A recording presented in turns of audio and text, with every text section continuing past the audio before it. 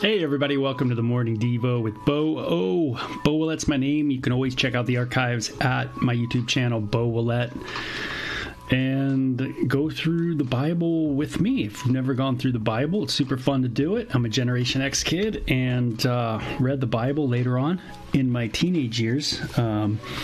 Later on in my teenage years, and boy, it just rocked my world. So I always love sharing the word, going through the Bible. I love going through it book by book, page by page kind of thing, and kind of just combing out some really cool things. And it's beautiful here in the desert of Tucson. Tina says, good morning. It's so nice out this morning. Flowers and roses are in full bloom. Yeah, they are. But boy, everybody I talk to, it's like, man, my allergies are just crushing me. And it's true. Allergies right now, all-time high, man. They are cranking out. even though it doesn't feel like spring here in the desert, it felt like we did jump from a really intense winter here. In my 30 years of being here, it's probably one of the more intense winters as far as cold goes. And then all of a sudden we just revved right up. And we might have a little bit of a spring, but it's really short-lived, it feels like. But I must say the mornings are nice. They definitely are spring mornings. We'll hit that summer morning, where you wake up and it's 100 degrees soon enough. But anyway, it is beautiful out. No question about that. So we're in the book of Ezra, chapter 4. Hopefully you kind of been following along and you know where we are in history and the history of the Bible and history of Israel. And they were kicked out of the land, and now they're some of them, a small group of them, priests and Levites and some others, went back to the land under the Medo-Persian Empire. And the Medo-Persian Empire, the king was really impacted by what was written by some of those prophets. Remember when we were going through the book of Kings? Some of those prophets that were kind of involved in trying to get the king to see things right according to Yahweh, but the kings wouldn't listen. And well, these prophets, there's quite a few of them that are written that are a part of our Bible. So we get these books like Jeremiah, Ezekiel, Isaiah. Did I say Isaiah already? Yeah, but Isaiah, Haggai, Malachi, Zechariah. You just go down the list. Zephaniah. I mean, all these different ones are all written there at different times during the kings of Israel. And some of them were actually written after or during this time of Ezra. And we'll see that in the book. It'll mention that. So, Israel's always a big place in the world. Sometimes people always assume that Israel's always maybe been there, especially those that are, younger, like myself, that were I was born in 72. So, you're born in 72, you're raised and Israel's always there. I mean, there was never a time where I personally don't remember Israel being a nation. But there was a time when Israel wasn't there, and it was for a long time, 1,800, 2,000 years, something like that. But that's a long period of time where many kids were born and raised and went through their teenage years, and there was no Israel. Whoa, what a trip, right? But that's not the case with us. We always assume that places have always kind of been the way they are, or that's what we kind of think. We know in our head, maybe intellectually, that that's not true, but we kind of assume. We fail to see the historical perspective. In a lot of times, especially when we judge things, sometimes we can judge things without realizing that there's a whole history, a whole past that needs to be discussed, And sometimes in our culture, we kind of see things in the current day and we forget about history. I would say that might be true of all generations as well. So Ezra chapter 4, the enemies of Judah and Benjamin heard that the exiles were rebuilding a temple to the Lord. Oh, there's always, whenever there's something exciting going on in your life and you're super stoked and things just are jamming, there's always the enemies, right, that come against. Some of them are without, some of them are within. We always have to remember that, right? Enemies can be, physical. They can be people in the sense that, there's people that are just against you. You might just say to someone, hey, like, I'm a Christian, and they go, man, and all of a sudden they're against you. They don't know really you, but it's kind of like it flips too. It can flip the other way, where sometimes someone could say, hey, I'm an atheist, and you just automatically assume and judge and really kind of can be mean. And, someone could say something like whatever it is, whatever the hot topic is today, right, in the cultures. If someone comes up to you and says, hey, this, right? Do you automatically assume? Do you automatically, what are your presuppositions that are affecting your heart? Are you able just to listen and be able to talk, with a caring heart? It's not that you don't have views, but it's that we are to speak the truth in love. And if you have not love, then man, it ain't happening. So the enemies of Judah and Benjamin heard that the exiles were rebuilding a temple to the Lord, the God of Israel. And it says, so they approached Zerubbabel and the other leaders and said, let us build with you, for we worship your God just as you do. We have sacrificed to him ever since King Esarhaddon of Assyria brought us here. Okay. So they kind of have this interesting, deceptive dialogue with the people of Judah and Benjamin. And what is it like? Hey, man, we're your buddies, and we're going to hang with you. And you know what? We'll just help you out, man. Just let us have a part. Let us be a part. I mean, we're with you. We worship the Lord, da-da-da-da-da. But really, is it really so? We're going to find out. In the book of Peter, it says, in the New Testament, it says, don't count it strange, the fiery trial that you're going through, right? Don't think it's some weird thing. Fiery trials are something that come our way. That's right. It's something that happens. It's normal. It's part of life. A trial is simply you and me no longer in control, right? That's what we usually call a trial, is when there's something that's outside of our control or our desire, right? What we are desiring is not happening. And that's what we call a trial. So we have to be able to look at things differently. We have to be able to take a step back and go, why, what is going on in this difficulty or this trial? What is it can I do about it? Is there anything I can't do about it? And who can I go for? Who's going to be my refuge, my fortress, my help? Those are important things to think about, because the trials do come. And here in this rebuilding of the temple, a trial comes. And again, like we've seen in other places of the Bible, it comes through the idea of friendship, right? But Zerubbabel, Yeshua, and the other leaders of Israel replied, you may have no part in this work. We alone will build the temple for the Lord, the God of Israel, just as King Cyrus of Persia commanded us. Then the local residents tried to discourage and frighten the people of Judah to keep them from their work. They bribed agents to work against them and to frustrate their plans. This went on during their entire King Cyrus of Persia and lasted until King Darius of Persia took the throne. Isn't this interesting? Because it's very much like our day and age, kind of where structures of power, how they get in is through friendships, and it seems so subtle, through, I think of like how minds get changed through the educational system in our world, right? And in our country. And it seems so simple, right? You send your kid off to school, they sit down, they listen to the teacher. But when the teachers have like a unanimous kind of, way of going about things, they have a world view, and that's the only world view that is really given out to the students. Then slowly those students start developing that world view as well. They get educated by those teachers that have a similar world view to one another. And it seems so subtle. It's like a slow, pot of water, just kind of slowly getting hotter and hotter and hotter, just slowly is there, right? It doesn't seem like it's something so big, but it is. And that's certainly how it is in our life when it comes to our own sinful habits and behaviors.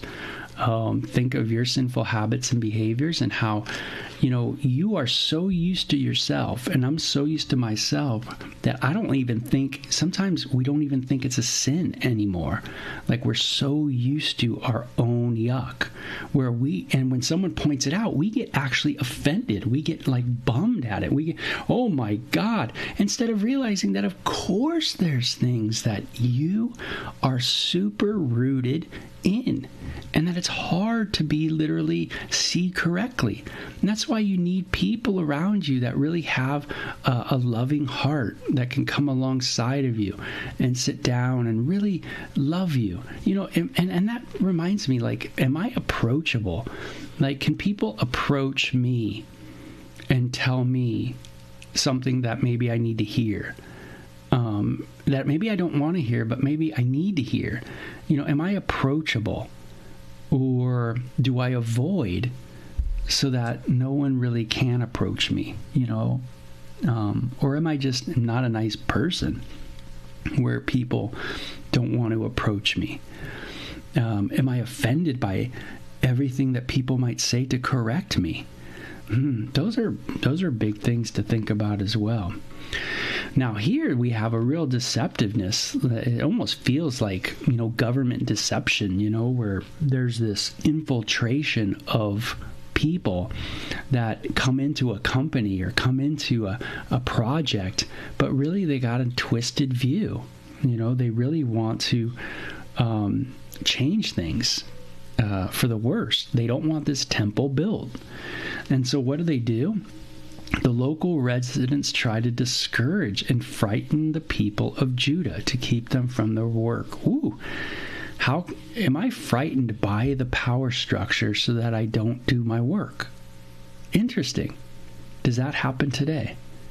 Where power structures frighten individuals so that they don't want to do their work anymore. They're afraid to do it. Man, that's true. God, that does happen a lot. And that is scary, right? When that kind of power structure is so strong that it's trying to create a fear in people so that they don't finish the work, they don't do the project. And, you as a Christian, and maybe me, or not maybe, but me as a Christian, we have a project to do, right? And that is to go, Jesus said, to go and make disciples of all people, right? Baptizing them in the name of the Father, Son, and Holy Spirit. That's your job. That's your project, that Jesus has given you. And, what prevents you from doing your project? Is it fear? Sometimes we might say, well, no, it's not fear, but is it fear?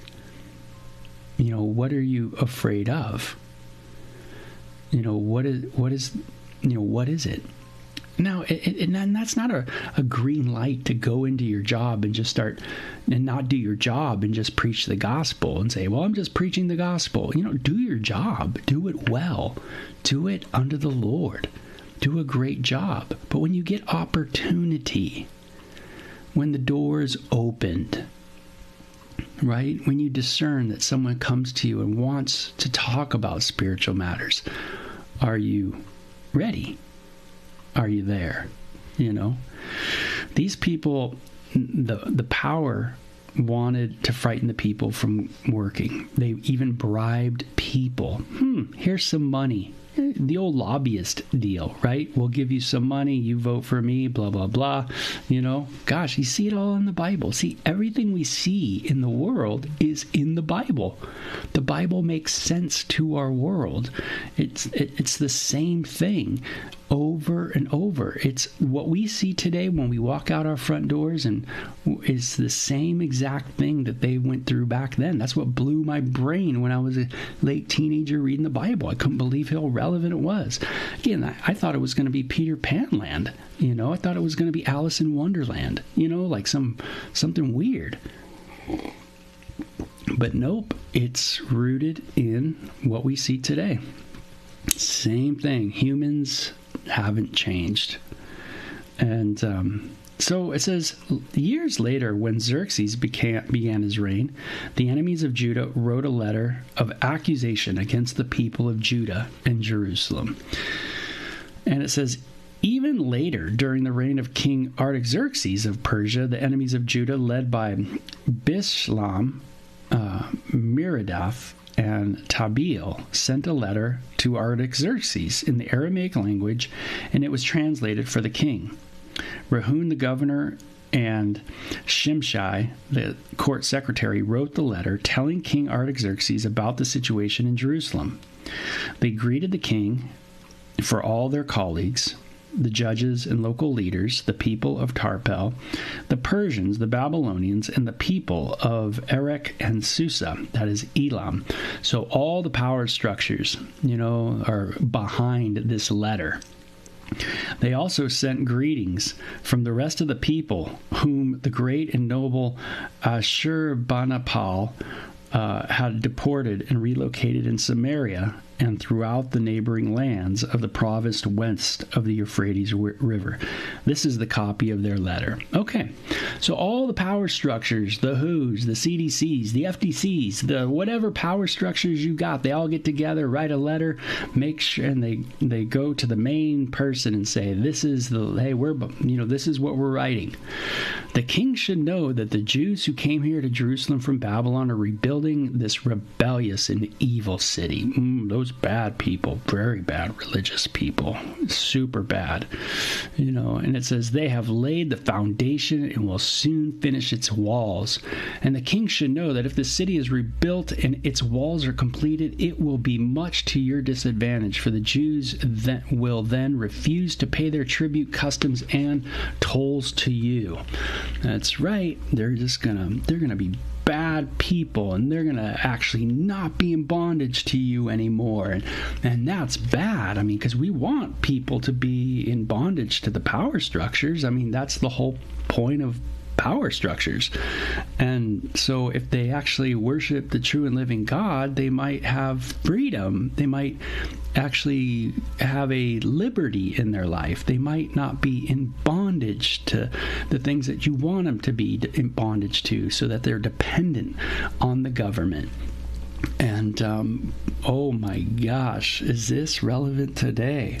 Ooh, huge, right? Some people want a giant government, huge government, so big that we have to talk about it all the time. And you know why we talk about government all the time? Because the government has gotten gigantic. And when the government gets bigger and bigger and people want the government to fix everything, then it just grows and grows and grows. And then all we get to talk about is government. Wouldn't it be nice if we lived in a country where we didn't have to talk about the government? That it wasn't so involved in our world, in our life. We could actually live and be a government unto ourselves as human beings. Meaning, in my heart, there is a law written in my heart that's governing me.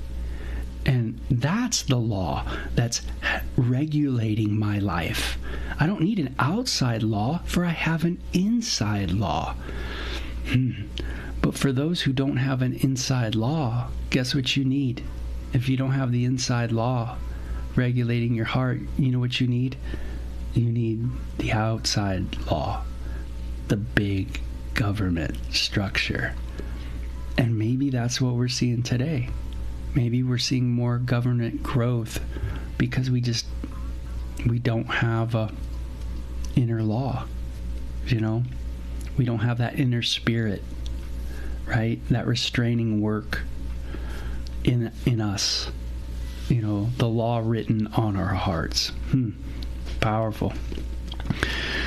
And so it says, since you are loyal, this is verse 14, since you are loyal subjects and do not want to see the king dishonored in this way, we have sent the king this information. We suggest that a search be made in your ancestors' records, where you will discover what a rebellious city this has been in the past. In fact, it was destroyed because of its long and troublesome history of revolt against the kings and countries who controlled it. We declare to you, the king, that if the city is rebuilt and its walls are completed, the province west of the Euphrates River will be lost to you. So here we see in this letter, which is very, very cool. I mean, you can't just overlook the wonderful coolness of these ancient letters in our Bible. But isn't that cool that it talks about the power structures all around Israel always fighting for this land, always fighting, wanting to control this area. This area is a very valuable part of the Middle East. Obviously, trade routes right through the Middle East, right through the heart of it. So that's the letter that was sent to King Artaxerxes. And the reply is to Rehum, the governor. Shimshai, the court secretary, and their colleagues living in Samaria and throughout the province west of the Euphrates River. Greetings. This letter, the letter you sent to me, has been translated and read to me. I ordered a search of the records and have found that Jerusalem has indeed been a hotbed of insurrection against many kings. Isn't that neat? They had historical records back then. The Medo-Persian army had a history themselves of everything that went on of the day, of history. They knew the history of the Jewish people. Now, this is how many places did. They wrote down these histories. And it says, powerful kings have ruled over Jerusalem and entire province west of the Euphrates River, receiving tribute, customs, and tolls. Therefore, issue orders to have these men stop their work. The city must not be rebuilt except at my express command. Be diligent and don't neglect this matter, for we must not permit the situation to harm the king's interest. Now, this is how, again, the power structures work, right? Why are we over in the other side of the world doing war or not doing war? It's all for our benefit, right? It's what benefits us, right? Sometimes sometimes we always think it's like for those people. Oh, we really for those people. But ultimately, King Artaxerxes really holds out his hand and lets us see really the motivation, right? Hey, you know what? This isn't in our best interest. This isn't in the king's best interest. It isn't in, so you get the idea that kings do what's in their best interest, right? Yeah. And that's kind of how it works. We are selfish people. We do tend to do things for our own interest. Whether you're part of a giant government structure or whether you're just a person living in your house. We tend to be that way. So when this letter from King Artaxerxes was read, it says, they hurried to Jerusalem. Then with a show of strength, they forced the Jews to stop building. So they obviously took an army because it was a show of strength. I'm sure they didn't just go there and say, hey, let's arm wrestle. But they actually showed some strength and brought a crew of people that can do some damage. And so the work of the temple of God in Jerusalem had stopped, and it remained at a stand until the second year of the reign of King Darius of Persia. So years later, we're going to see it's going to pick back up. But man, what a trip. How, talk about perseverance, a book of perseverance. Ezra and the crew need to persevere. They need to be patient. And they need to continue. That's what perseverance is, right? Continuing, even through difficult times. And it takes courage and so many other qualities, to be able to persevere with a good attitude and a right heart. And maybe that's what we work on today, is just persevering, our perseverance in life. Here, the work stops. Sure, that's got to be a letdown. When we don't see something the way we want it to happen. But we can either, get angry, get frustrated, get resentful, or we can persevere. Hey, what is God doing? Let's press into God. Let's pray together. Let's seek the Lord. These kind of things. God will do a work, but let's be faithful. Let's persevere. Maybe you have something in your family that you want to see. Persevere, right? Persevere. Keep praying. Keep reaching out. Keep loving. We keep persevering. Maybe our testimony God will use to impact that person's life down the road. Maybe we won't even see it, but down the road, right? So we just need to persevere. So man, what a cool chapter. So many cool things. Very, very, I'd say, right up there with where we're at today in our world again. So relevant. Hey, enjoy gardening, taking care of the trees, planting some trees, plucking some trees. Boy, trees are growing right now too. Man, I look at my backyard and I got trees growing all over the place. It's like, wowee. Hey, you guys have a great day, okay? Take care. See you tomorrow. Bye-bye.